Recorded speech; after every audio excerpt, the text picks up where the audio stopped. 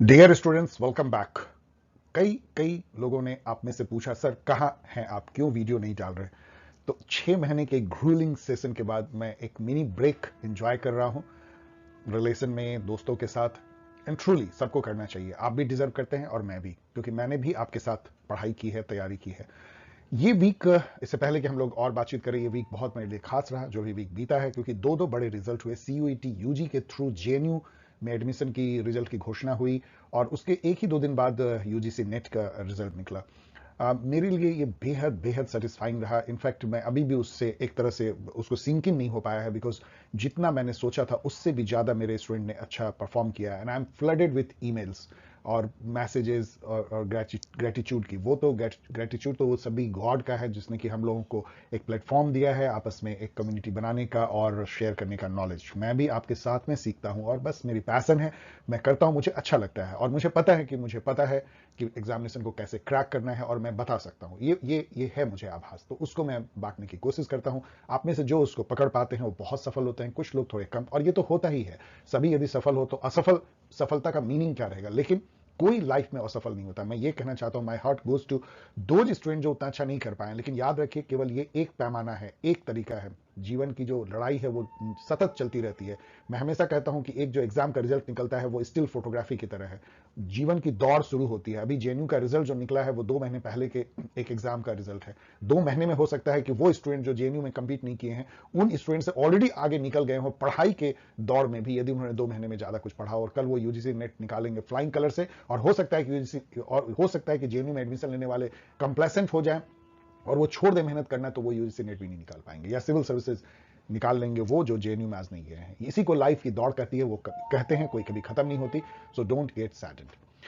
अब चलिए हम लोग इस भाषण के बाद करते हैं हम लोग इस वीडियो की शुरुआत। 1 से 7 नवंबर के बीच हुआ क्या है पूरी दुनिया में। और धीरे धीरे ये वीडियो सीरीज जो है बहुत फेमस होने लगा है। मुझे बहुत सेटिस्फैक्शन होता है जब मेरे स्टूडेंट कहते हैं कि सर इसको पढ़ के मैंने ये एग्जामिनेशन कंप्लीट किया। और है, ऐसा संभव है। चलिए शुरू करते हैं। इससे पहले कि सॉरी, ये गला जो है थोड़ा ये है, आपको समझ में आ गया होगा कि मैं दिल्ली से बोल रहा हूं, और दिल्ली में है प्रॉब्लम सभी को इस पॉल्यूशन से। उस पर मैंने क्वेश्चन भी रखा है। थोड़ी बहुत गले में आपको होगी अभी तकलीफ।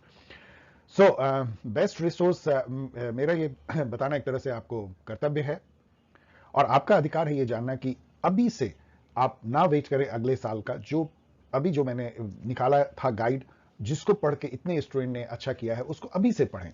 और ये ना सोचे कि जब एग्जामिनेशन 2-3 महीने आ जाएगी, क्योंकि टाइम जो है उससे बहुत फर्क पड़ता है। आप काफी अभी रिलैक्स वे में कई बार उसको प्रैक्टिस कर सकते हैं। तो 3 बुक मैं हमेशा रिकमेंड करूंगा। जो फर्स्ट बुक जो है एक तरह का मदर बुक है, ये है जो सभी एग्जाम के लिए बहुत इंपॉर्टेंट है, और उसी का एक तरह से कस्टमाइज वर्जन है सीयूईटी पीजी के लिए। ये बुक जो सीयूईटी के तौर पे मैंने बनाई है, काफी चीजें उसमें अलग की हैं, और इन सब से हट करके 1500 ऑब्जेक्टिव क्वेश्चन का समावेश जो 4 महीने के अंदर मैंने क्रिएट किया। ऑलमोस्ट सभी क्वेश्चन, ऐसा तो कुछ होता नहीं कि सन के अंदर कोई क्वेश्चन नया नहीं होता, लेकिन उसको नए ढंग से परोसना, नए ढंग से उसको निरूपित करना, उसको ऑप्शंस बनाना, वो उस पर मैंने मेहनत की, और कौन सा क्वेश्चन होना चाहिए। और ये काफी खासा पॉपुलर है और नेचुरल है, क्योंकि इसमें वो सारे क्वेश्चन हैं जो आपको कंपटीशन में आते हैं। इन सब की लिंक मैंने यहां दी है, और आप इसको पढ़ सकते हैं। और मैं हमेशा कहूंगा आपको कि अब ऑनलाइन के हमें आदी हो जाने चाहिए, और इसमें जो कन्वीनियंस है, पेपर नहीं होता, इन्वायरमेंट की बचत होती है, आप कभी भी पढ़ सकते हैं, किसी तौर पे उसमें सेलेक्ट कर सकते हैं, वन नोट बना सकते हैं, बहुत चीजें कर सकते हैं। मैं काफी एक्सपेरिमेंट करता हूं, आप भी नेट पे पढ़ सकते हैं। तो इसके गेट यूज टू दिस, और मैं भी इसको लर्न कर रहा हूं, इस विधा को। तो ऑनलाइन मेथड को, ऑनलाइन रीडिंग को हमें अपनाना चाहिए। ओके, ये सभी अमेजन पे अवेलेबल है। अब एक और छोटा सा रिकैप, इससे पहले कि ये क्या पूरा वीक जो था, बहुत ज्यादा न्यूज शुरू में नहीं दिखते थे, लेकिन आजकल में काफी न्यूज निकल के आए हैं। देखिए, वर्ल्ड में कल से जो है वो क्लाइमेट समिट चल रही है, जो टॉप समिट जो होती है, जिसको सीओपी कहते हैं, कॉन्फ्रेंस ऑफ पार्टीज। उस पर क्लाइमेट चेंज को लेकर के बहस हो रही है इजिप्ट में, वो एक बड़ा न्यूज है। वहां पे जो वॉर हो रही है यूक्रेन में, वो तो वैसे ही चलता रहा। काफी ज्यादा कीव पे पूरे उसके बिजली और पानी इन सबको डिस्टर्ब किया गया। वहां क्रूज मिसाइल से अटैक हो रहे हैं, पिछले वीक तक तो वहां ड्रोन से अटैक हो रहे थे।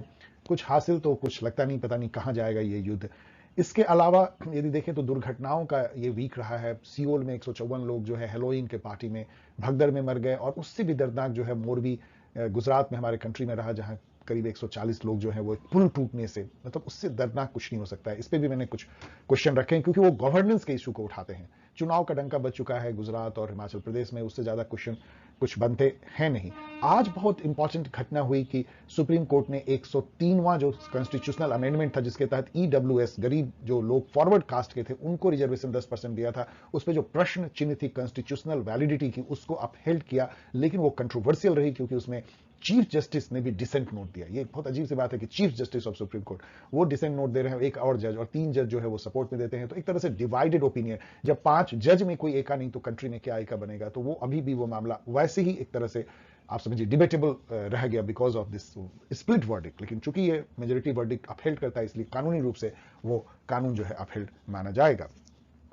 तो इन सब को जो है मैंने समेटने की कोशिश की है, और भी बहुत सारे ऐसे न्यूज जो एग्जामिनेशन में दिखते हैं लेकिन वैसे आपको बहुत इंपॉर्टेंट नहीं लगते हैं, like digital rupee and all, वो सब भी लेकर के मैं इस एपिसोड में आया हूं। चलिए अब हम लोग जल्दी जल्दी से क्वेश्चन आंसर के थ्रू इस वीक को नापने की करते हैं कोशिश। Which is not a member of GCC, gulf cooperation council. तो गल्फ देखिए, ये जो है गल्फ है, पर्सियन गल्फ और यहाँ पे रेड सी, इसको गल्फ कहते हैं। और इससे सटे हुए जो कंट्री है उसको गल्फ कंट्री कहते हैं। सऊदी अरेबिया है, यूनाइटेड अरब अमीरात, जहाँ दुबई में हमारे यहाँ जाते हैं, अबू धाबी, यहाँ से काफी लोग जाते हैं, ओमान है, येमेन को नहीं रखा गया, डिस्टर्ब टाइप की कंट्री है इसको, इसमें रियाद, सॉरी जो कतर है उसको भी रखा गया है, दोहा एंड कतर, और बहरीन भी इसमें है, कुवैत यहाँ पे है, वो भी इसमें है। तो इसमें जो गल्फ कोऑपरेशन काउंसिल जो है एक तरह का इकोनॉमिक एंड पॉलिटिकल एसोसिएशन है 6 कंट्री का जो गल्फ रीजन में है, Saudi Arabia, UAE, Qatar, Kuwait, Oman and Bahrain. अब मेरा क्वेश्चन है विच is not a member of GCC, तो इसमें भी आप देखेंगे तो इराक जो है इसका मेंबर नहीं है, बाकी इसके मेंबर हैं, यहां से आप देख सकते हैं। इसके बारे में जो है आप जरूर पढ़ लीजिएगा, इसकी हेडक्वार्टर रियाद में है। और अभी जीसीसी से रिलेटेड काफी न्यूज आई थी पिछले वीक में, उन्होंने काफी सारे बयान दिए थे, इसके चलते मैंने इसको लिया है। और ये 1981 से शुरू हुआ है, तो ये दो तो हार्ड फैक्ट है। रियाद उसका हेडक्वार्टर 1981 शुरू और 6 कंट्री, तो ये इंपॉर्टेंट है। और ये ज्योग्राफी जो है ये भी इंपॉर्टेंट है, कई जगह पॉलिटिकल ज्योग्राफी में पर्सियन गल्फ, मतलब इधर यहां समझिए कहीं इंडिया है और उसके वेस्ट में जो है ये पर्सियन गल्फ है, ये अरेबियन सी है, उसके पास यहाँ मुंबई होगा, और यहाँ रेड सी, इसी रेड सी से होता हुआ जहाज जो है वो यूरोप से एशिया आती है, और यहीं पे जो है स्वेज कैनाल है जो जोड़ती है भूमध्य सागर और इसको रेड सी को। हु इज जैक डॉर्सी, ये पिछले वीक में इन महानुभाव की पूरी धूम रही। इन्होंने पिछले से पिछले वीक में ट्विटर को एक तरह से टेक ओवर कर लिया $44 बिलियन में, वो तो कई महीनों से चल रहा था। लेकिन यहां मैं क्वेश्चन पूछ रहा हूं कि जैक डॉर्सी कौन है और क्यों इस विवाद में उनका नाम आया। ये हीरो जैसे लग रहे हैं यहाँ पे हॉलीवुड के, और ये क्या है, क्या फाउंडर हैं ट्विटर के, या गूगल के फाउंडर हैं, याहू के, या फेसबुक के? फेसबुक के तो होंगे नहीं, मार्क जुकरबर्ग आपको याद है, गूगल के भी आपको सर्जी ब्रिन और लैरी पेज, ये सब आपको याद होना चाहिए, याहू के भी ये नहीं है। तो हैं ये ट्विटर के one of the founder, main founder जो है जैक डॉर्सी हैं। अब जैक डॉर्सी क्यों न्यूज में आए, क्योंकि इलॉन मस्क तो उटपटांग हरकत करने के लिए फेमस है। इन्होंने लगभग 50% जो एम्प्लॉय थे ट्विटर के उसको बाहर का रास्ता दिखा दिया, और उन सबको माफी मांगा जैक डॉर्सी ने कि भाई ये क्या हो गया, मैं नहीं रोक पाया, टेक ओवर एक ऐसे आदमी ने कर लिया जो कि आप लोग को हटा रहा है और आप लोग परेशानी में हो। तो इसीलिए ये खबर बन गई। यहां पे ये मैं बता दूं कि जो इलॉन मस्क हैं वो हैं तो दुनिया के सबसे रईस व्यक्ति हैं, स्पेस एक्स कंपनी के मालिक हैं, टेस्ला के मालिक हैं, स्टारलिंक के मालिक हैं, और बहुत सारे अच्छे अच्छे काम करते हैं। लेकिन इनकी बयान विवादास्पद होती है, इनकी हरकतें भी कई बार कुछ समझ में आती नहीं है। तो राइट विंगिस्ट हैं, और यूनाइटेड नेशन तक ने चिंता जाहिर की है कि ये ह्यूमन राइट्स एंड अदर चीजों की वायलेशन जो है ट्विटर पे और बढ़ सकती है। अमेरिका के राष्ट्रपति ने बुराई की है जिस तरह से इलॉन मस्क ने टेक ओवर करने के बाद जो हरकतें की हैं। तो इनके क्रिटिक की भी कमी जो है नहीं है दुनिया में, बड़े बड़े लोग इनके क्रिटिक है, बड़ी बड़ी संस्थाएं, यूनाइटेड नेशन एंड अमेरिका के राष्ट्रपति इनके जो है क्रिटिक हैं। लेकिन यहां हम बात कर रहे हैं जैक डॉर्सी की, जो कि फाउंडर ट्विटर के हैं, one of the founder. Who is Lula da Silva, ये भी जो पिछले वीक में छा रहा है। ब्राजील बहुत बड़ी कंट्री है, आपको पता है, इंडिया से भी एरिया में बहुत बड़ी, और ब्रिक्स का मेंबर है, और एक साउथ अमेरिका का पावर हाउस है इकोनॉमिक। उससे बड़ा पावर हाउस कौन है पूरे लैटिन अमेरिका में? उस कंटिनेंट का सबसे बड़ा कंट्री अमेजन जो है, जो कि क्लाइमेट चेंज के लिए बहुत इंपॉर्टेंट है, इन्वायरमेंट के लिए बहुत इंपॉर्टेंट है। अमेजन का पूरा बेसिन जो है ब्राजील में अधिकतर है। तो क्लाइमेट टॉक के लिए भी ब्राजील की बहुत अहमियत है। वो एक सिक्योरिटी काउंसिल का मेंबर भी बनने को दावेदार है, जिस तरह इंडिया दावेदार है। और वहां पे जो प्रेसिडेंशियल इलेक्शन हुआ, जो जिसके बारे में मैंने पिछले बार आपको बताया भी था, उसमें लूला डी सिल्वा जीतते हैं। ये बहुत इंपॉर्टेंट इसलिए है, वही मैं क्वेश्चन पूछ रहा हूं, हु इज लूला डी सिल्वा। ये यहां फोटो देख सकते हैं। इन्होंने हराया बोल्सोनारो को, जो कि राइट विंग कंजर्वेटिव पार्टी के लीडर होते थे वहां पे, और उनको हराया ये लेफ्ट विंग, ये वहां की जो वर्कर्स पार्टी है उसके लीडर हैं, और ये पहले रह चुके हैं। ये 2003 से 2010 तक जो है 7 साल ये ब्राजील के राष्ट्रपति रहे थे, लेकिन इनको करप्शन के चार्ज में इनको 18 महीने जेल में रहना पड़ा। सॉरी। और उसके बाद वो निकल करके आते हैं बाहर, और फिर से जो है वो हराते हैं बोल्सोनारो को, जो कि पहली बार ब्राजील में हुआ कि कोई प्रेसिडेंट जो है वो नहीं अगली बार चुनाव जीत पाया, नहीं तो 2 टर्म जरूर जीतते थे, और लूला डी सिल्वा जो है वो प्रेसिडेंट इलेक्ट बन चुके हैं ब्राजील के। ये दुनिया के लिए बहुत बड़ी घटना है। काफी लोग बहुत उत्सुकता से देख रहे हैं कि लूला डी सिल्वा किस तरह ब्राजील के पॉलिटिकल जो पॉलिटी है उसको कैसे अफेक्ट करते हैं, कैसे चेंज करते हैं, और उनका क्लाइमेट चेंज पे क्या रुख होता है, डेवलपिंग नेशन के साथ उनका कैसा पार्टनरशिप बनता है, कैसा ब्रिक्स नेशन में वो क्या करते हैं, यूनाइटेड नेशन में उनका क्या रुख होता है। इन सब पे पूरी दुनिया की नजर है लूला डी सिल्वा। और भी क्वेश्चन इससे एक आगे हम और देखेंगे। 2 main political parties in Brazil are, तो ये मैं इसलिए दे रहा हूं कि ये सब क्वेश्चन आपको पूछे आते हैं। देखिए जो भी बहुत फेमस कंट्री है उसके पॉलिटिकल पार्टी के बारे में जान लीजिए। ब्राजील एक ऐसा कंट्री जहां आपको जानना चाहिए। जो लूला डी सिल्वा जो है वर्कर पार्टी के लीडर हैं, और लिबरल पार्टी के लीडर, देखिए नाम कितना मिसनोमर होता है, जैसे होता है ना आंख का अंधा नाम नयन सुख। लिबरल पार्टी जो है वो एक्चुअली इन लिबरल पार्टी, मतलब कंजर्वेटिव पार्टी है, राइट विंग पार्टी है वहां पे, लेकिन उसका नाम लिबरल पार्टी है। इसके बोल्सोनेरो थे जो हार गए हैं, वर्कर्स पार्टी के लूला डी सिल्वा थे। तो ये 2 वहां की मेन पार्टी है। तो मैंने क्वेश्चन बनाने के लिए ऐसा किया है। तो आपको इंग्लैंड के पार्टी जैसे कंजर्वेटिव हैं, और वहां की लेबर पार्टी है, तीसरा जो है लिबरल डेमोक्रेटिक पार्टी है। इस तरह अमेरिका की डेमोक्रेटिक एंड रिपब्लिकन पार्टी है, फ्रांस की पार्टी, चाइना के तो एक ही पार्टी है कम्युनिस्ट पार्टी, तो वहां कोई इशू नहीं है। लेकिन जहां भी मेजर जैसे श्रीलंका की पार्टी, पाकिस्तान की पार्टी, इन सब के बारे में पता होना चाहिए। अभी भी जो है वो यूजीसी नेट में भी पूछा गया, सीयूटी में पूछा जाता है। तो डिफरेंट कंपटीशन में जो आपके एक तो आसपास के जो कंट्री है उनके मेन पॉलिटिकल पार्टी का नाम पता होना चाहिए, उनकी ओरिएंटेशन पता होना चाहिए, political left right centre ideological, और जो वर्ल्ड के जो महत्वपूर्ण देश हैं उनके पॉलिटिकल पार्टी का नाम और उनकी आइडियोलॉजी पता होनी चाहिए। Who is the PM elect of Israel? Israel एक छोटा कंट्री है, वहां भी जो है प्राइम मिनिस्ट्रियल इलेक्शन हुआ जिसको पार्लियामेंट्री इलेक्शन बोलते हैं। वहां के पार्लियामेंट को निसेट बोलते हैं, KNE ऐसे, निसेट। और वहां निसेट का इलेक्शन होता है, छोटी सी पार्लियामेंट, 61 सीट से ही मेजोरिटी में लोग आए थे, करीब 120 सीट। और वहां फिर से जो है नेतन्याहू जो है, जो पहले भी प्राइम मिनिस्टर रहे हैं, वो राइट विंगिस्ट है। देखिए एक कंट्री में लूला डी सिल्वा जो लेफ्ट विंगिस्ट हैं वो जीतते हैं, और इजराइल में राइट विंगिस्ट फिर से वापस आ जाते हैं लिबरल लेफ्ट विंग लीडर को हरा करके। तो इन्होंने जो हराया वो यार लैपिड को हराया, जो कि सेंट्रिस्ट पार्टी है या सेंटर टू लेफ्ट है। ये बेंजामिन नेतन्याहू हैं जो फिर से बन गए हैं, और लोग ऐसा कह रहे हैं कि मोदी जी के बहुत दोस्त हैं, दोनों ही कंजर्वेटिव जैसी पार्टी के लीडर हैं, तो उनमें काफी दोस्ती होगी और उससे इंडिया को फायदा भी हो सकता है। इजराइल से हमें काफी तरह की मदद मिलती है, जासूसी की, सॉफ्टवेयर जो है पेगासस भी इजराइल से ही लिया गया था, खेती में काफी न्यू काइंड ऑफ जो इक्विपमेंट है वो भी ये सप्लाई करते रहे हैं इंडिया को बेंजामिन नेतन्याहू, जो कि पीएम इलेक्ट है इजराइल के। यहां जो मेन पॉलिटिकल पार्टी है वो लिकुड है। लिकुड पार्टी जो है वो के लीडर ये हैं, और एक दूसरी पार्टी जो मुझे लिखना चाहिए था, याश अमीन है, जिनके यार लैपिड थे। ये सब जो है कभी ना कभी प्राइम मिनिस्टर रह चुके हैं, यार लैपिड, एरियल शैरोन, नेफ्तली बेनेट अभी हाल में थे। और वहां काफी तेजी से पॉलिटिकल घटनाक्रम बदल रहा है, पिछले 2-3 सालों में कई बार प्राइम मिनिस्टर बदले हैं Israel. Which is correct about the polity of Israel? तो ये क्वेश्चन जरा देखिए, बहुत इंपॉर्टेंट है। आपको इस तरह से पॉलिटी जो कंट्री, या तो जैसे इंडिया का नाता है जैसे फ्रांस, श्रीलंका और इंग्लैंड, अमेरिका, या नहीं तो वर्ल्ड में बहुत इंपॉर्टेंट कंट्री है, उनके पॉलिटी के बारे में पता होना चाहिए हमें। सिंस इंडिपेंडेंस, यहां बात कर रहे हैं इजराइल का, all government have been coalition government. ये बिल्कुल सही है, वहां पे ऑलवेज कोलिशन गवर्नमेंट बनती है, क्योंकि वहां पे जो वोटिंग सिस्टम है वो पार्टी लिस्ट ओपन सिस्टम है। तो वैसे में और बहुत लो थ्रेशोल्ड है, मतलब 1.5% वोट कोई भी पार्टी ले आए तो उसको कुछ ना कुछ निसेट में मिल जाता है। तो इसका मतलब वहां पे कोई एक पार्टी तो बहुमत में आ ही नहीं सकती है। तो इस चलते वहां कोलिशन गवर्नमेंट बनता है। It has adopted party list system, entire country being one constituency. एक कंस्टिट्यूएंसी है, उसी में पार्टी लिस्ट होती है। लोग केवल सिंपली पार्टी को चुनते हैं, और पार्टी अपना नॉमिनेशन जो है उस सीट के लिए अपने मेंबर को करती है, और प्रोपोर्शनल रिप्रेजेंटेशन से ये चुना जाता है। तो ये भी सही है। Voting threshold is very low for any party to get seat in Knesset. मैंने बताया कि 1.5% के आसपास है। उसका मतलब क्या होता है कि यदि आप 1.5% से कम वोट यदि आप लाते हैं तो आपको एक भी सीट नहीं मिलेगा। उसका प्रोपोर्शनल नहीं है कि आपको 1.5% सीट मिलेगा। अदरवाइज उसके ऊपर यदि आप 5% वोट ले आते हैं तो 5% सीट आपको मिलेगी। लिकुड एंड यस अतीद, यही मैं बोल रहा था, लिकुड पार्टी और Yesh Atid party are the 2 main political party. वहां पे 2 पॉलिटिकल पार्टी ये हैं। ये जो है लिकुड जो है राइट विंगिस्ट है, और ये सेंटर टू लेफ्ट जैसे हैं।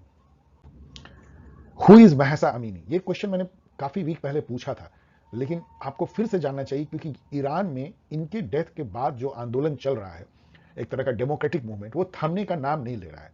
उसकी जोर जो है वो पकड़ती चली जा रही है, और वो मूवमेंट मतलब कंट्रोल नहीं हो रहा है ईरान से। पता नहीं उसका क्या नतीजा होगा। महसा अमीनी एक ईरानियन थी, ऑफकोर्स कर्ड, जो वहां पे कर्डिश जो एक तरह का इंडिजिनियस पीपुल हैं, जो कि कई कंट्री में फैले हुए हैं, ईरान, इराक और सीरिया, टर्की, इन सब में फैले हुए हैं। उस कर्ड जाति की वो थी, या जनजाति की थी।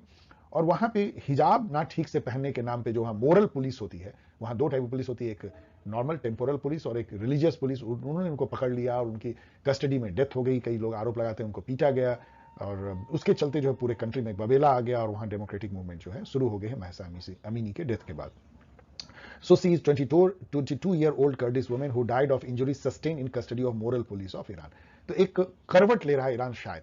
ईरान के बारे में आपको पता होना चाहिए कि 1979 वहां लैंडमार्क ईयर था जब अयातुल्ला खुमैनी जो वहां सुप्रीम रिलीजियस लीडर थे, वो उनके नेतृत्व में वहां सत्ता पलट होता है. उसके पहले एक मॉडर्न जो एक लिबरल डेमोक्रेटिक सत्ता थी, वो जिसको शाह पहलवी बोलते हैं, शाह डायनेस्टी का शासन वहां पे होता था. अमेरिका उसको सपोर्ट करता था क्योंकि वो एक लिबरल कंट्री था, जैसे सऊदी अरबिया लिबरल कंट्री कहा जा सकता है उस मायने में economically and others.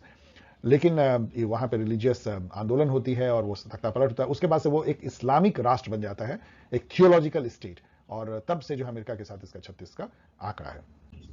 In which city of Asia recently 154 people died due to stampede? Stampede मतलब भागदड़, जिसमें लोग कुचल के मर जाते हैं. इसका मैंने फोटो यहाँ पे दिया है, देखिए कितने लोग हैं और इसमें क्या हो सकता है आप समझ सकते हैं. और वही हुआ जो अंदेशा थी ड्यूरिंग द हेलोइन पार्टी. अब हेलोइन भी आपको थोड़ा बहुत जाना चाहिए, पता नहीं वैसे तो कहीं कोई पूछेगा नहीं, लेकिन आप एक पढ़े लिखे हैं तो आपको हेलोइन, जैसे कि हम लोग यहाँ वैलेंटाइन डे जानते हैं, उस टाइप से जाना चाहिए. हेलोइन जो है करीब 31 अक्टूबर के आसपास जो है, जब हम लोग यहाँ छठ वठ होती है उस टाइम में मनाई जाती है पूरे वेस्टर्न वर्ल्ड में. उसमें लोग बेसिकली जो है वो घोस्ट बनते हैं, मतलब लोग जो हैं वो मुखौटा और उस टाइप की, मतलब कि भूत पिशाच इस टाइप के बन करके रोड पे निकलते हैं. और वहां पे कुम्हड़ जैसी जो होती है, पंपकिन जो होते हैं, उस पर वो चित्रकारी करते हैं और उस पर दीप रख करके जलाते हैं. और कई लोग उसको जो है तालाब या नहर के किनारे बहुत अच्छे सजाते हैं.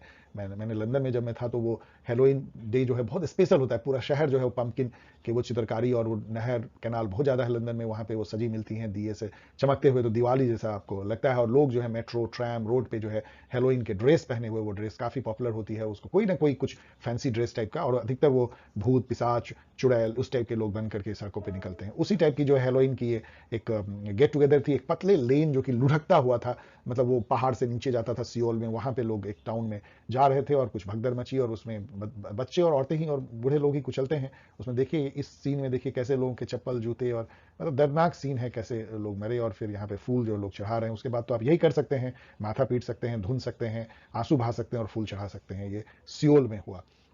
अभी हम आगे मोरबी की घटना जब डिस्कस करेंगे तब हम लोग गवर्नेंस पे इस पे चर्चा करेंगे.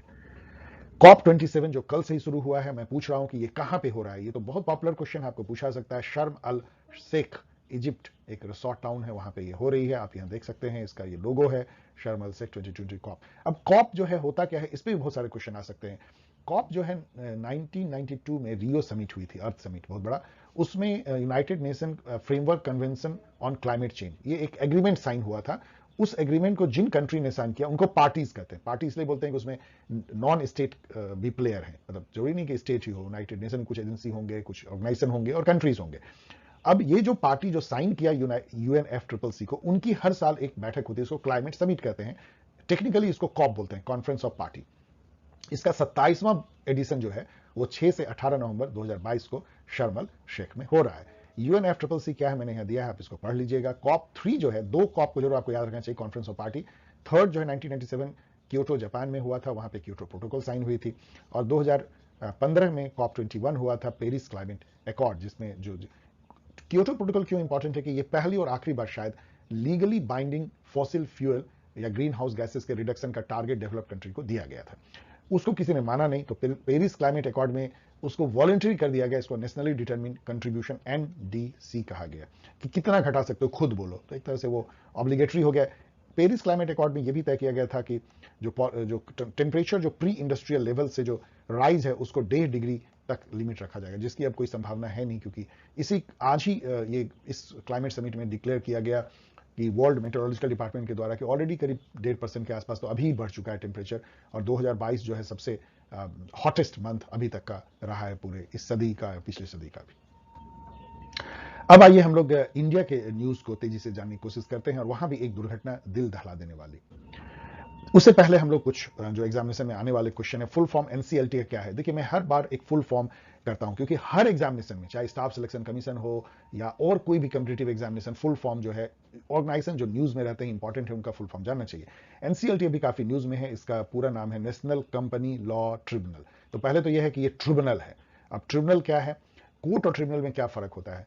ये क्वेश्चन मैंने यहां डील किया है कि which constitutional amendment provided for creation of tribunal. इसके पहले ट्रिब्यूनल नहीं होती थी इंडिया में, वो कॉन्स्टिट्यूशनल अमेंडमेंट था 42nd 1976 में, जिसको मिनी कॉन्स्टिट्यूशन भी कहते हैं। इसमें आर्टिकल 323 को चेंज करके, मतलब एक ऐड करके 323A लाया गया, और उसमें कहा गया कि एडमिनिस्ट्रेटिव ट्रिब्यूनल बनेगा। ट्रिब्यूनल जो है वो एक तरह का स्पेशल कोर्ट है, वैसे समझिए, जहां पे कि स्पेशल मैटर केवल डिस्कस होते हैं। जैसे कि ये ट्रिब्यूनल जो है केवल कंपनी लॉ जो है, कंपनी एक्ट 1956, उसको चेंज भी किया गया 2013 में, उससे रिलेटेड कोई डिस्प्यूट होता है तो ये ट्रिब्यूनल बन जाएगा। अब देखिए, जब एक ही टाइप के केसेस किसी कोर्ट में जाते हैं तो बहुत तेजी से उसका निपटारा हो सकता है, और उसमें कोर्ट जो जनरल कोर्ट है, हाई कोर्ट, सुप्रीम कोर्ट, वो ओवरबर्डन नहीं होते हैं। इसी चलते ट्रिब्यूनल का जो है गठन किया गया। अब तो बहुत तरह के ट्रिब्यूनल है, जैसे मैंने यहाँ कुछ कुछ का दिया है। कैट है, सेंट्रल एडमिनिस्ट्रेटिव ट्रिब्यूनल, जिसकी शुरुआत हुई थी 323A में कैट का जिक्र है। यहाँ पे सेंट्रल गवर्नमेंट के ऑफिशियल अपने परेशानी को लेकर के इसमें सीधा जा सकते हैं, कोर्ट में जाने की जरूरत नहीं है। एनजीटी, नेशनल ग्रीन ट्रिब्यूनल है, जो एनवायरमेंटल ट्रिब्यूनल है। इनकम टैक्स अपीलेट ट्रिब्यूनल है, आईटैट। कंपटीशन अपीलेट ट्रिब्यूनल है, कॉम्पैक्ट। और सिक्योरिटी अपीलेट ट्रिब्यूनल है, सैट। इस तरह के कई जो है, टीडी सैट भी मैंने आपको बताया है, telecom dispute and settlement authority, वो भी है। तो कई कई ट्रिब्यूनल जो है अब हम लोगों के सामने है, आपको उसका फुल फॉर्म पता होना चाहिए। आइए, एक अनदर जो बहुत दर्दनाक दुर्घटना है, जिससे गवर्नेंस पे मैं चर्चा करना चाहता हूं इस क्वेश्चन के बहाने।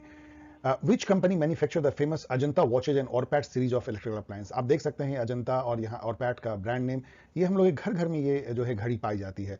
वैसे ये भी बहुत इंपॉर्टेंट है, ये juicer and mixture and fan और बहुत चीज बनाते हैं, लेकिन जितनी भी घड़ी फेमस है वो तो बहुत ज्यादा है, हर जगह पाई जाती है। ये जो ग्रुप है, मैं पूछ रहा हूँ क्या अजंता ग्रुप है, ऑरपैट ग्रुप है, मेरवा ग्रुप है, ओरेवा ग्रुप है? ये कंपनी का नाम है ओरेवा, ओरेवा ग्रुप जो अजंता ऑरपैट बनाती है। लेकिन ये घड़ी और इलेक्ट्रिकल सामान का मामला नहीं है, इससे बहुत अलग है कि ये कंपनी क्यों चर्चा में आ गई। क्योंकि इस कंपनी को ये पुल जो आप देख सकते हैं दर्दनाक ढंग से टूटी हुई है, और इसमें सैकड़ों लोगों की जान चली गई, मोरबी नाम के शहर गुजरात में, वहां पे ये पुल का जो मेंटेनेंस था, उसको रख रखाव करना, उसको ठीक करने, उसकी जो कॉन्ट्रैक्ट था इस कंपनी को दी गई थी। अभी इस पे बहुत सारे सवाल उठ रहे हैं। यहां पे मैं आपको डियर स्टूडेंट गवर्नेंस के इशू पे चर्चा करना चाहता हूं। देखिए, गवर्नेंस एंड गवर्नमेंट में फर्क होती है।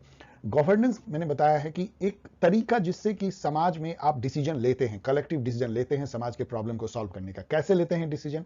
क्या कोई एक व्यक्ति ले लेता है या मिलजुल के लेता है, डेमोक्रेटिक वे में लेता है? उसको कैसे इंप्लीमेंट करते हैं, और उसमें किसकी किसकी भागीदारी होती है, और कैसे उसका स्टाइल होता है इंप्लीमेंटेशन का, ये दोनों ही चीजें मिलकर गवर्नेंस कहलाती है। मतलब हम कैसे अपने को गवर्न करते हैं, एक सोसाइटी अपने को कैसे गवर्न करती है। डिसीजन लेना पड़ता है आपको, कलेक्टिव डिसीजन, प्रॉब्लम को सॉल्व करने के, सोसाइटल प्रॉब्लम, और फिर उसको इंप्लीमेंट करना पड़ता है। इन दोनों में आप समझ सकते हैं कितनी समस्याएं हो सकती है। ज्यादातर ये जो गवर्नेंस का काम है वो गवर्नमेंट करती है, सरकारें करती हैं। लेकिन गवर्नेंस का जो कॉन्सेप्ट है वर्ल्ड बैंक का, वो ये कहता है कि सरकार के अलावा सिटीजन को, पब्लिक ओपिनियन होल्डर को, मीडिया को, एनजीओ को, नॉट फॉर प्रॉफिट अदर जो ऑर्गेनाइजेशन है, नॉट गवर्नमेंट, सिविल सोसाइटी, सबको आगे आकर के गवर्नेंस में हिस्सा जुटाना चाहिए। तब वो गुड गवर्नेंस होता है, ट्रांसपेरेंट होता है, अकाउंटेबल होता है, रिस्पॉन्सिबल होता है।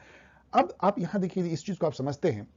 और जो गवर्नमेंट का नारा भी, मोदी जी सरकार में आए थे तो उन्होंने नारा भी दिया था कि minimum government and maximum governance, मतलब सरकार पीछे रहेगी, गवर्नेंस आगे रहेगा। अब देखिए यहां पे क्या होता है, इतने लोगों की जान जाती है तो उससे सबक मिलता है कि क्या कहीं गवर्नेंस में चूक हुई है, क्या हमारा मॉडल जो है गवर्नेंस का वो रियल सही नहीं है, पार्टिसिपेटिव नहीं है, या गुड गवर्नेंस नहीं है। नहीं तो कैसे ऐसा होता है कि मरम्मत का काम ठीक से नहीं होता, ठेके देने का जो डिसीजन है वो बहुत ट्रांसपेरेंट नहीं होता, वहां पे जो सुरक्षा की जिम्मेदारी जिनके ऊपर है वो ठीक से नहीं काम करते, वहां कोई रैपिड एक्शन फोर्स या कोई गोताखोर की टीम, या जो जैसे आप बे वॉच आप देखेंगे या कोई भी और तो आपको सीरियल तो आपको दिखाई पड़ता है कि जहां पे भी समुद्र के बीच उच पे जो है वहां पे एक फोर्स होती है वॉच करने के लिए कि क्या हो रही है, कहीं कोई दुर्घटना ना हो जाए। तो जब झूलता हुआ पुल है, लोग उस पर जा रहे हैं, तो क्यों नीचे में जो है वो ऐसी टीम नहीं है 10-20 लोगों का कि जो उस तरह का क्राइसिस आए तो उसको मैनेज करें? क्यों ऐसा नहीं है कि कितने लोग उस पर चढ़ेंगे, इसकी बार बार जो है वो तहकीकात हो और गार्ड जो है उसको जाने दे? ये सारी चीजों का जो है एक गवर्नेंस का मुद्दा उठता है कि शहर के जो लोग थे क्या वो अवेयर थे, किनको कॉन्ट्रैक्ट दिया गया, क्या उनसे कोई पूछताछ हुई थी, क्या पार्टिसिपेटिव थी डिसीजन मेकिंग? जब इसका इंप्लीमेंट हुआ तो क्या कोई अकाउंटेबिलिटी थी कि लोग देखें कि जंग लगे हुए लोहे पे कैसी मरम्मत की जा रही है? क्या लोगों को पता था कि मरम्मत के नाम पे शॉडी वर्क हुआ है? और क्या लोगों को पता था कि जिस पुल पे वो इंजॉय कर रहे हैं उसकी यदि कुछ दुर्घटना हुई तो कोई इंजाम नहीं है, कोई मतलब कंपनी की जिम्मेदारी नहीं है सेफ्टी को लेकर? इसको गवर्नेंस का मुद्दा उठता है। आप में से कई लोग सिविल सर्वेंट बनेंगे, कई लोग सरकारी कर्मचारी बनेंगे, प्रोफेसर बनेंगे, टीचर बनेंगे और समाज के इज्जतदार लोग बनेंगे। तो आपको यह पता होना चाहिए कि मोरबी जैसे दुर्घटनाएं हमें गवर्नेंस पे सबक सिखाती हैं। हमें पता लगता है कि हमें बहुत पीछे, हमें बहुत आगे जाना है। हमें मिल करके अपने समाज के प्रॉब्लम को, उसके डिसीजन को लेने हैं और उनको मिल करके इंप्लीमेंट करना है, जिससे कि इस टाइप की दुर्घटना तो कम से कम ना हो। Which article is related to tribunals, ये मैंने आपको पिछला जो ट्रिब्यूनल का था उसका आगे का सीक्वेंस कह लीजिए। ये आर्टिकल है 323A और 323B। यहां पे आप देख सकते हैं, ये वाला आंसर सही है। इन दोनों को पढ़ लीजिएगा कॉन्स्टिट्यूशन से। एडमिनिस्ट्रेटिव ट्रिब्यूनल, ये है एडमिनिस्ट्रेटिव ट्रिब्यूनल और ये है अदर मैटर के लिए ट्रिब्यूनल। मैंने ट्रिब्यूनल का बता दिया, उसकी जो अपील केवल जो है सुप्रीम कोर्ट में होती है। इससे मामला बहुत फास्ट हो जाता है, आपको नॉर्मल कोर्ट के रास्ते से अलग हट करके स्पेशल कोर्ट आप कह लीजिए इसको। Graded response action plan GRAP किस समस्या से संबंधित है? क्या मैनेजमेंट ऑफ कोविड-19 है इंडिया में, मैनेजमेंट ऑफ फ्लड इंडिया में ड्यूरिंग मानसून आती है उसके मैनेजमेंट से है, या management of communal right India में है, या management of poor air quality in Delhi NCR में? इसका सही जवाब है management of poor air quality Delhi NCR में जो है उसके मैनेजमेंट को लेकर graded response action plan supreme court के डायरेक्शन में बनाया गया है। इसमें होता क्या है कि आप यहां पे आइए कि AQI लेवल जो है, AQI मतलब होता है एयर क्वालिटी इंडेक्स, ये बताता है। और ये इंडेक्स कौन जारी करती है? ये ऑर्गेनाइजेशन करती है, system for air quality and weather forecasting and research. इसका पूरा नाम है सफर, इसका जो है शॉर्ट नेम है सफर, जो है AQI लेवल बताती है। ये इस पे डिपेंड करता है कि जो इस पे मेटल अनदर जो पार्टिकल मैटर है, PM बोलते हैं, पार्टिकुलेट मैटर, वो किस साइज का है और कितना ज्यादा एयर में मिक्स है। यदि ये 201 से 300 लेवल तक तो पुअर एयर क्वालिटी है। इस समय में स्टेज 1 का जो है GRAP लगेगा, रिस्पॉन्स एक्शन प्लान। यदि 300 से 400 हो तो वेरी पुअर एयर क्वालिटी है, स्टेज 2 का लगेगा। और 401 से 450 हो तो सीवियर है, स्टेज 3 का, जो कि अभी आज ही हटाया गया। उसमें स्कूल कॉलेज सब बंद कर दिया जाते हैं, गवर्नमेंट ऑफिसर्स को कहा जाता है वर्क फ्रॉम होम कराओ, पूरे कंस्ट्रक्शन वर्क और ऑड इवन भी करने की कोशिश की जाती है, काफी रिस्ट्रिक्शंस हो जाती है। और सीवियर प्लस तो लोगों को घर में रहने की हिदायत दी जाती है स्टेज 4 450 से ऊपर होने पर। अभी दिल्ली में जो है 301 से 400 मतलब कि वेरी पुअर एयर क्वालिटी है, तो इसको चलिए सीवियर से तो अच्छा माना सकता है। यहाँ पे जो एब्रीविएशन इससे रिलेटेड है वो भी मैंने यहाँ पे दिया है। AQI आपने देख लिया, CAQ में है commission for air quality management, याद कर लीजिए। ये बेसिकली पहले जो है EPCA था, इसको अब बदल के पिछले साल ही CAQM कर दिया। EPCA करीब 20-22 साल चली, ये सुप्रीम कोर्ट ने बनाया था, environment pollution prevention and control authority थी। अब इसका नया अवतार जो है CAQM हो गया, CAQM एक्ट उसके थ्रू लाई गई है। CPCB जो है सेंट्रल पॉल्यूशन कंट्रोल बोर्ड है, इसके अलावा स्टेट पॉल्यूशन कंट्रोल बोर्ड होती है, हर स्टेट के अलग अलग। IMD इंडिया मेट्रोलॉजिकल डिपार्टमेंट है, NGT नेशनल ग्रीन ट्रिब्यूनल। आप देख सकते हैं कि कितने सारे ऑर्गेनाइजेशन, कुछ स्टेट गवर्नमेंट के, बहुत सारे सेंट्रल गवर्नमेंट के, बहुत सारी कमीशन, एजेंसी, ट्रिब्यूनल, ये सब जो है लगे रहते हैं। तब भी जो है आप समझिए कि एयर क्वालिटी का इतना बुरा हाल होता है। अब इस पे सोच है अगेन कि गवर्नेंस में क्या समस्या है कि हम इस प्रॉब्लम को थोड़ा मिटिगेट नहीं कर सकते। वैसे तो नेचुरल फिनोमेना है, आपको पता है ऐसा क्यों होता है, आप लोग इसको ऐसे समझिए ज्योग्राफिकली। केवल ये आपको 2 महीने में ऐसे प्रॉब्लम आती है। उसका कारण ये है कि अभी मॉनसून जो है रिट्रीट कर रही होती है इंडिया में। ये दिल्ली है, मान लीजिए दिल्ली NCR। अब यहाँ एक ही साथ 3-4 करोड़ लोग जो है सांस ले रहे हैं, वेहिकुलर ट्रैफिक चला रहे हैं, ऑफिस जा रहे हैं, इतना ज्यादा प्रदूषण आदमी फैलाते हैं, उसके चलते सारी समस्या है। अब इतनी ह्यूज पॉपुलेशन जो है, और यहाँ पे अभी नवंबर और दिसंबर के फर्स्ट मंथ में डोल्ड्रम होता है, मतलब हवा जो है ना वो हॉरिजेंटल नहीं चलती, कोई हवा चल ही नहीं रही है, क्योंकि अभी मानसून ना तो नॉर्थ ईस्ट मानसून चल रही है ना साउथ वेस्ट मानसून। अब ये जो पंजाब, पाकिस्तान, इन सब से हवा जो है यहाँ पे डिसेंड करती है, मतलब ये नीचे आती है और एक तरह का जो है ये सिंक बन जाता है। मतलब यहाँ हवा वर्टिकल चलती है, ऊपर से नीचे ऐसे हवा आती दिखती है, तो वो सारे डस्ट एंड सारे गंदगी को यहाँ एक तरह से तोप देती है, आप ऐसे समझिए। और ये एक तरह का और गैस चैम्बर बन ही जाएगा, क्योंकि जब हवा निकलेगी नहीं, जैसे ही अभी हवा चलेगी तो सब ठीक हो जाएगा, जो कि जनवरी से जो है ठीक होना शुरू हो जाता है। तो वहां पे जब आग जलेगी, कोई ठूठ जलेगा, पराली जलेगी, तो उसका तो और असर बहुत ज्यादा होगा। लेकिन केवल वही कारण नहीं है, 18 से 20-30% तक कारण है, बाकी 70% और भी बहुत सारे कारण है। और सबसे बड़ा कारण मुझे जो समझ में आता है वो है वेदर फिनोमेना, जहां पे कि हवा सिंक करती है दिल्ली में। और दूसरा सबसे बड़ा कारण है ह्यूज पॉपुलेशन, 3-3.5-4 करोड़ का। और वो लोगों का जो जीवन का रहने का जो ढंग है वो बहुत ही अनहाइजीनिक है, बहुत ही कंजम्पशन करते हैं दिल्ली के लोग, बहुत ज्यादा वेस्ट करते हैं, जैसे अमेरिका के लोग करते हैं, बहुत ज्यादा बिजली जलाते हैं, फॉसिल फ्यूल जलाते हैं, उसके चलते ये जो है सिंक होती है और ये प्रॉब्लम बनती है। IMD का जो फुल फॉर्म आपने देखा, इंडिया मेट्रोलॉजी डिपार्टमेंट, ये किस मिनिस्ट्री के अंदर आता है? ये बहुत पॉपुलर क्वेश्चन है, आपको कंफ्यूज करने के लिए A, B और भी रहेगा, लेकिन ministry of environment, forest and climate change, आप इस पर ठीक मार्क आ जाएंगे, जबकि सही है मिनिस्ट्री ऑफ अर्थ साइंस के अंदर इंडिया मेट्रोलॉजिकल डिपार्टमेंट आता है। इसको याद कर लीजिए, ये भी पूछा जाता है। इसमें एक और क्वेश्चन आ सकता है जो आगे हम डिस्कस करेंगे कि पार्टिकुलेट मैटर कितने से कितने होने पर जो है सीवियर होता है, पार्टिकुलेट मैटर होते क्या है, ऑल काइंड, उससे भी क्वेश्चन आता है। 7th edition of India water week, हर साल जो है इंडिया वाटर वीक मनाया जाता है, अलग अलग डेट में मनाया जाता है। इस साल जो मनाया गया वो किस डेट को था, ये मैं आपसे पूछ रहा हूं। तो ये 1 से 5 नवंबर के बीच में इंडिया वाटर वीक मनाया गया। इसको मनाती जो है वो ministry of water resources, river development and Ganga rejuvenation इसको मनाती है। ये मिनिस्ट्री भी इंपॉर्टेंट है, यहाँ जल जीवन मिशन भी चलता है। और इस साल का जो नारा है इंडिया वाटर वीक का वो है water security for sustainable development and equity. Equity तो आपको पता है, आप पॉलिटिकल साइंस के स्टूडेंट हो। इक्विटी इक्वलिटी नहीं है, इक्विटी का मतलब ये होता है जिसको जितना चाहिए उस तरह से। इक्विटी मतलब वो प्रोपोर्शनल इक्वलिटी है एरिस्टोटल का, कि equal should be treated equal and unequal unequally, वो है equity. Which are correct about digital rupee. इस वीक में ये न्यूज में छा रहा। आरबीआई ने घोषणा की। मैं आपसे पूछ रहा हूं कि इसमें से कौन सा सही है। Also known as central bank digital currency, CBDC. ये बिल्कुल सही है। चलिए थोड़ा बताएंगे आपको, अभी देख लीजिए ऑप्शन। इसको सीबीडीसी शॉर्ट में कहते हैं, central bank digital currency. Will be issued by reserve bank of India and will be a legal tender in A digital form. ये भी सही है। लीगल टेंडर मतलब जैसे कि जो नोट हम लोग चलाते हैं वो लीगल टेंडर, मतलब कोई आपको रिफ्यूज नहीं कर सकता इंडिया में उसको मानने से। तो ये भी एक लीगल टेंडर होगा जो डिजिटल रूपी होगा। First pilot project in the digital रूपी कमेंस्ड ऑन November 1, 2022। ये भी बिल्कुल सही है। For now it is only implemented for the wholesale segment. ये भी बिल्कुल सही है। अभी रिटेल के लिए नहीं है। जहां दो कंपनी आपस में खरीदारी करती है वहां पे ये होगा। बाद में रिटेल के लिए भी 1-2 महीने में लाया जाएगा। 9 banks identified for participation in digital रूपी होलसेल पायलट प्रोजेक्ट। ये बिल्कुल सही है। 9 बैंक, स्टेट बैंक अदर ने अपनी सहमति जारी की है। It will have equivalence with the printed money. बिल्कुल, ये जो प्रिंटेड मनी के इक्विवेलेंट होगा। यदि आपके पास डिजिटल मनी है 100 रुपए का, तो ये जो प्रिंटेड मनी 100 रुपए, दोनों बराबर है, इक्विवेलेंस होगा। अब डिजिटल रूपी होता क्या है? आपको पता है कि आरबीआई नोट को प्रिंट करती है, एक्चुअली छापती है प्रिंटिंग मशीन में। अब वो नहीं छापेगी, वो डिजिटल फॉर्म में जो है वो उसी रूपी को निकाल देगी। तो आपको यदि 100 रुपये मान लीजिए कि आपके पास में है, डिजिटल फॉर्म में है, तो उस डिजिटल फॉर्म को ही सीधा आप जो है बेच करके होलसेल मार्केट में या रिटेल में, कल को आपको गवर्नमेंट जो है वो डिजिटल रूपी दे देगी। आपको सैलरी में 50,000 रुपए देने होंगे, इंस्टीड ऑफ नोट जो आप एटीएम से निकाल सकते हैं, आपको डिजिटल फॉर्म में जो है दे दिया जाएगा और हर जगह वो डिजिटल फॉर्म एक्सेप्टेबल होगा। तो आप उस डिजिटल फॉर्म को ही पे करके आप जो अपना काम चलाएंगे। तो इससे क्या होगा? पेपर की बचत होगी, ट्री बचेंगे, इन्वायरमेंट बचेगा, कभी वो पेपर सॉइल नहीं होगा, नोट फटेंगे नहीं, कटेंगे नहीं, एटीएम की जरूरत नहीं पड़ेगी। और ये हमेशा जो है ये नया रहेगा नोट, क्योंकि तो डिजिटल फॉर्म में है और आसानी होगी और लोगों में भी जो इसकी सेफ्टी भी बढ़ेगी। इसका ट्रांजैक्शन का हिसाब किताब रखा जाएगा। इसमें जो है क्रिप्टो मतलब कि बिटकॉइन टाइप का जो सॉफ्टवेयर है इंक्रिप्शन, वो भी यूज हो सकता है। ब्लैक मनी को भी ये रोक सकता है। कंट्री से बाहर वहां हवाला वाला में भी उसको कंट्रोल किया सकता है, क्योंकि डिजिटल फॉर्म में तो इसका ट्रांजैक्शन का पूरा हिसाब किताब रहेगा।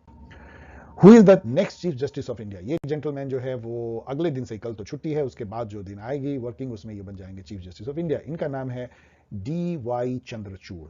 मजेदार बात यह है कि इनके जो पिता थे YV चंद्रचूड़, वो 16वें चीफ जस्टिस ऑफ इंडिया थे 1978 सबके आसपास में। उसके आगे 7 साल तक रहे थे। आज तक इनसे ज्यादा सॉरी YV चंद्रचूड़ से ज्यादा दिन तक कोई चीफ जस्टिस इंडिया का नहीं रहे हैं। और उनके सुपुत्र, एक्चुअल में सुपुत्र हैं, ये 50वें CJI बनेंगे। ये एक पहली बार ये घटना हो रही है कि एक ही परिवार के बाप बेटे ने एक कंट्री का चीफ जस्टिस बाप रहा हो, इतने दिन तक फिर बेटा रहा हो। ये बहुत ही गर्व की बात उस परिवार के लिए है, ऑफ कोर्स।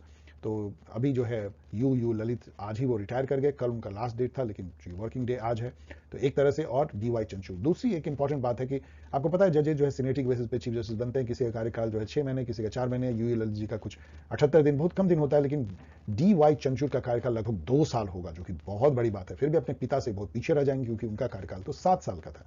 तो ये चीज कहीं ना कहीं पूछा जा सकता है आपको, पिता और सन का डुओ और इनका नाम। Through which constitutional amendment 10% reservation for EWS was introduced? ये क्यों आया? क्योंकि आज ही सुप्रीम कोर्ट ने 3-2 के वर्डिक्ट से ये जो 103वां कॉन्स्टिट्यूशनल अमेंडमेंट था, जिसके तहत की 10% फॉरवर्ड कास्ट के उन लोगों के लिए जिनकी की आय जो है, पारिवारिक आय एक सीमा से कम है, गरीब हैं, उनको 10% reservation education institution job in सब में देने की बात थी। उसकी कानूनी ढंग से उसको वैध ठहरा दिया, कॉन्स्टिट्यूशनली वैध ठहरा दिया। लेकिन आप यहां ध्यान दीजिए कि 2 जजेस 5 में से उन्होंने इसको अवैध करार कर दिया, मतलब इनमें डिसेंट नोट दिया। और उसमें चीफ जस्टिस भी थे। ये बड़ी बात है, चीफ जस्टिस का कोई वीटो नहीं होता, नहीं तो अदरवाइज ये वीटोड हो जाता। यू ललित जो चीफ जस्टिस, उन्होंने डिसेंट नोट दिया और 3 जज ने इसको अपहेल्ड किया। तो एक तरह से विवाद जो है तो रह ही जाएगा, क्योंकि 3-2 बहुत ही स्प्लिट वर्डिक्ट हो जाता है। लेकिन फिर भी इसमें चूंकि मेजोरिटी वर्डिक्ट ये है, तो वो कानूनी रूप से जो है वो कॉन्स्टिट्यूशनली वैध माना जाएगा, क्योंकि सुप्रीम कोर्ट ने अपनी मोहर इस 103वें कॉन्स्टिट्यूशनल अमेंडमेंट पे लगा दिया है। इसी के थ्रू क्यों ना एक बार फिर से जो है, आइए जल्दी से देखें। 101वां जो है GST लेके आता है, याद कर लीजिए। 102वां जो है वो national commission for backward class लेके आता है, इसको कॉन्स्टिट्यूशन मान्यता दी जाती है बैकवर्ड क्लास को। और 104 जो है वो रिजर्वेशन को 10 साल बढ़ाता है, और 2 जो एंग्लो इंडियन की सीट है उसको खत्म कर दिया जाता है। 105वां जो है वो SC/BC socially and educationally backward class की जो आइडेंटिफिकेशन, उसकी जो सब लेयरिंग है, उसके करने का अधिकार, जो 102वें कॉन्स्टिट्यूशनल अमेंडमेंट से आर्टिकल 342A लाया गया था, उसको फिर से स्टेट को जो है ये पावर दे दिया था कि आप OBC में तय करो कि कौन OBC में आएगा, कौन नहीं आएगा। और OBC में भी जो है वो आप सब कैटेगराइजेशन कर सकते हो। ये पावर जो 102वां अमेंडमेंट से सेंटर ने अपने पास, पार्लियामेंट के पास ले लिया था, उसको स्टेट गवर्नमेंट को 105वें अमेंडमेंट से लौटा दिया। जी रोहिणी कमीशन जो है इससे रिलेटेड है, सब कैटेगराइजेशन ऑफ OBC से रिलेटेड। ये सारे 101 से लेकर 105 कॉन्स्टिट्यूशनल अमेंडमेंट की हम बात कर रहे हैं। So dear student, thanks for watching. मुझे लगता है कि मैंने थोड़ी शुरू में कुछ भाषण ज़्यादा दे दी, क्योंकि मैंने वो सफलता और असफलता इन सब की बातें की। यदि आपको वो बड़ा लगा हो तो आई एम सॉरी, लेकिन मुझे बहुत ही संतुष्टि हुई है कि मैंने जो मेहनत की वो सफल रहा, मेरे स्टूडेंट को उससे फायदा हुआ, और बहुत सारे स्टूडेंट की जो जीवन उससे बदली है। इससे अधिक खुशी एक टीचर को नहीं हो सकती है, और मेरा पैशन इससे और ज़्यादा बढ़ता है। मैं कोशिश करूंगा कि इस साल और स्टूडेंट को नए ढंग से और प्रेरित करूं कि वो कैसे इन सब कॉम्पिटिटिव एग्जाम को क्रैक कर सके। ये मेरा प्रयास इस बार भी जारी रहेगा। यदि आपको ये वीडियो पसंद आया हो तो प्लीज शेयर करें, सब्सक्राइब करें, कमेंट करें, और इस तरीके से आप अमेजन से जो है 3 जो मैं रिकमेंड कर रहा हूं गाइड, उसको आप डाउनलोड कर सकते हैं। कोई प्रॉब्लम आए तो आप इस यहाँ मेल कर सकते हैं। आप मेल, एक छोटा मेल भी मैंने बना लिया है जो कि बहुत पॉपुलर हो रहा है। इसमें आपको ये ड्यू नहीं है, ये है पॉल साइंस हेल्प आज ईजी, आपको अब तक तो याद हो गया होगा, @gmail। अब इससे आसान तो कुछ है नहीं, तो आप इस पे मेल कीजिए, मैं इस पे भी देखता हूं और आसानी से। टेलीग्राम चैनल आप देखते रहिए, इसमें मैं काफ़ी बताता हूं, मतलब जो एक ब्रॉडकास्ट मोड में। ट्विटर पे मैं कम लिख रहा हूं, लेकिन अब ज़्यादा लिखूंगा। यहाँ पे भी आप आइए, अपनी बात कहिए, और वेबसाइट तो अब बहुत पॉपुलर है, आप यहाँ पे फ्री PDF डाउनलोड कर सकते हैं। ओके देन, मिलेंगे बहुत जल्द नए वीडियो के साथ, मे बी कुछ असिस्टेंट प्रोफेसर या सेट वेट के लेकर के, और अगले वीक तो जरूर आएंगे वीकली करंट अफेयर को लेकर। तब तक के लिए सेफ रहिए, एयर क्वालिटी इंडेक्स खराब है, मुंह पे मास्क लगाइए, बाहर चलिए तो, और घर के अंदर ही रहने की कोशिश कीजिए। Thank you.